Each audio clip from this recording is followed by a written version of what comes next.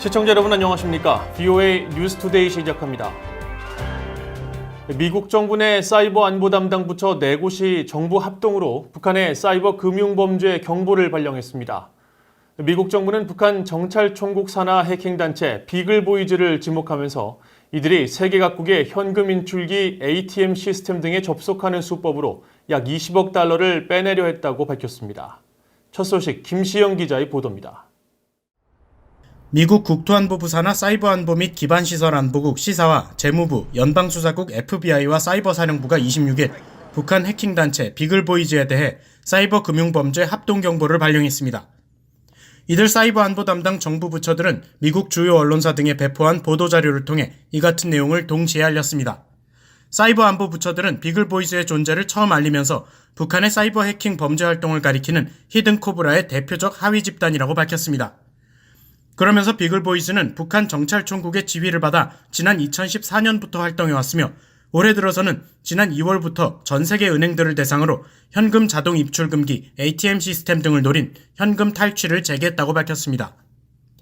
또 2015년부터 한국과 일본, 타이완을 비롯해 필리핀, 말레이시아, 인도, 칠레, 멕시코, 스페인, 토고, 가나 등 38개국 금융전산망이 비글보이즈의 표적이 됐다고 설명했습니다. The cyber-enabled tactics to steal money. North Korean government cyber actors have made hundreds of millions of US dollars and are likely a major source of funding for the North Korean regime. 비글보이즈는 기존 북한 해커들과 마찬가지로 원격 인터넷 접속 방식에 기반을 두면서 취업 소식 등으로 가장한 이메일을 보내 표적이 된 사용자가 10경우 악성 프로그램이 가동되고 이 프로그램이 빼낸 개인 금융정보로 해커가 해당 금융망에 접속한 뒤 국제 송금망을 원격 통제하는 방식입니다. 이렇게 ATM 등의 해당 금융 전산망에 침입해 다른 은행 계좌로 돈을 빼돌리는 방식으로 탈취한 돈은 최종적으로 북한 정권으로 흘러들어가는 구조라는 설명입니다. 방식 자체는 기존의 북한 사이버 범죄 행위와 유사하지만 잘 짜여진 계획과 훈련 그리고 간첩 활동에 버금가는 사이버 작전을 수행했다는 면에서 차이가 있다고 경보 발령 부처들은 밝혔습니다. At United States Cyber Command, we work with our US government and allies to take action against this bad cyber behavior. 합동경보를 발령한 정부 부처들은 북한의 악의적 사이버 활동들은 광범위하게 이루어지고 있으며 또 계속 발전하고 있다는 점도 강조했습니다.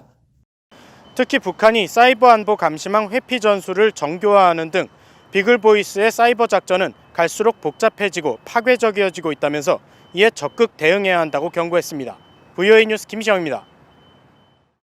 미국 상하원이 2021 회계연도 국방수권 법안을 최종 처리하기 위한 조정 협상을 앞두고 있는 상황에서 미국 내 싱크탱크, 정책 연구단체들이 권고안을 내놓고 있습니다. 상하원 모두 제출된 주한미군 감축 제안과 관련해서는 북한의 위협 감소와 연계한 하원의 조항을 채택해야 한다는 제언이 나왔습니다. 이조은 기자가 보도합니다. 워싱턴에 있는 싱크탱크 헤리티지 재단은 25일 상하원 국방수권 법안에 대한 평가 보고서를 발표했습니다. 헤리티지 재단은 이 보고서를 통해 상원과 하원을 각각 통과한 주한미군 철수 금지 조항을 전년도에 이어 계속 유지해야 한다고 밝혔습니다. 보고서는 특히 하원 법안에 담긴 조항을 현명하다고 평가하면서 하원의 조항을 채택해야 한다고 제언했습니다. 지난달 가결된 상원과 하원의 법안에는 주한미군을 현재 28,500명 미만으로 감축하기 위한 예산 사용을 금지하는 조항이 각각 담겼습니다. 주한미군 감축이 미국 국가안보 이익에 부합하고 영내 동맹국들의 안보를 상당 부분 저해하지 않으며 한국과 일본 등 동맹국들과 적절히 논의했다는 점을 의회에 입증한 후 일정 기간 예산 사용을 금지하는 내용입니다. 이 예산 사용 금지 기간을 상원은 90일, 하원은 6개월로 명시했습니다. 하원은 더 나아가 주한미군 감축이 북한의 위협 감소와 비례하고 한국이 북한의 공격을 막을 역량이 충분하다는 점을 입증하도록 했습니다. Our committee believes that the U.S. presence there, in cooperation with the Republic of Korea and their armed services, is what has stopped North Korea from starting a war. It is a sufficient deterrent to stop them from being more aggressive than they've been, and we want to maintain that relationship. 워싱턴의 또 다른 싱크탱크인 애틀랜틱 카운슬은 미중럽 해권 경쟁에 따른 미군 병력의 효과적 재배치를 위한 우선순위 설정의 중요성을 강조했습니다. 동시에 북한이나 이란 등 국제 테러 조직과 같은 위협 대응에도 소홀히 해선 안 된다며 이들은 미국과 동맹국들이 예고 없이 우선순위를 재구성하도록 할 수 있다고 지적했습니다. 그러면서 포드급 최신 항공모함과 B-2원 스텔스 폭격기, 콜롬비아급 핵탄도 미사일 잠수함 같은 프로그램은 미국의 성공적 패권 경쟁의 중요한 수단이라고 강조했습니다. 하지만 상원과 하원이 법안에서 승인한 약 7,400억 달러 예산은 지속 불가능한 수준이라고 평가했습니다. 반면에 워싱턴의 카토 연구소는 상원 국방수권 법안에 대해 비판적 입장을 밝혔습니다. 상원의 법안은 신종 코로나 바이러스 사태로 인한 여파를 고려하지 않았다면서 군사적 관점으로만 패권 경쟁을 보는 법안이라고 비판한 겁니다. 상원과 하원은 한 달가량의 장기 휴회를 마치고 다음 달 워싱턴 업무에 복귀합니다. 상하 양원 군사회 지도부는 복귀 후 곧바로 국방수권 법안에 대한 조정 협상에 들어갑니다. VN 뉴스 이존입니다. 스티븐 비건 미 국무부 부장관 겸 대북 특별대표가 이고리 모르글로프 러시아 외무차관을 만나 북한 비핵화 문제를 논의했으며 미국은 대화 준비가 돼 있다고 강조했다고 주 모스크바 미국 대사관이 밝혔습니다.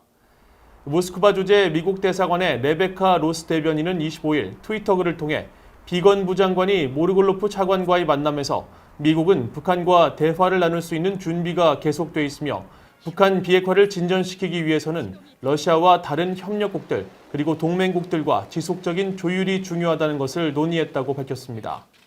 비건 부장관은 영내 현안과 국제 사안들을 논의하기 위해 24일 리투아니아 방문에 이어 25일에는 러시아에 도착했고 이후 우크라이나 키예프로 이동한 후 27일에는 오스트리아 빈에서 열리는 유럽 안보협력기구 회의에서 영내 안보와 인권 문제를 협의할 예정입니다.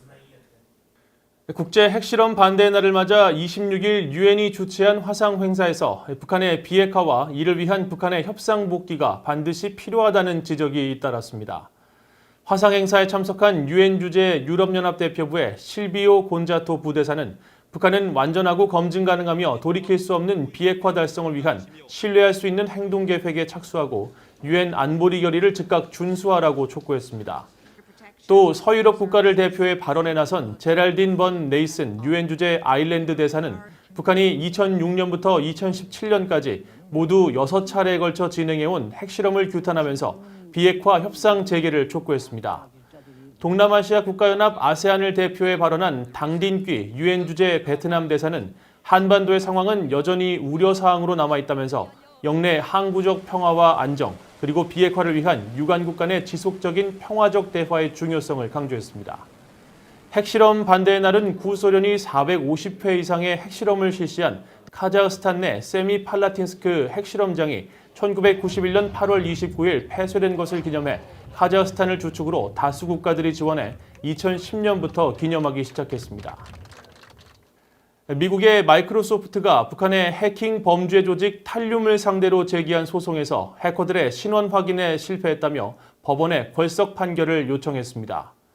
마이크로소프트 측 변호인은 25일 미국 법원에 제출한 벌석 재판 요청서를 통해 피고로 지목된 신원 미상 인물 2명에게 소송 내용을 통지해 이들이 관련 절차를 인지하고 있을 가능성이 매우 높지만 이들은 소장에 대응을 하지 않았다고 밝혔습니다.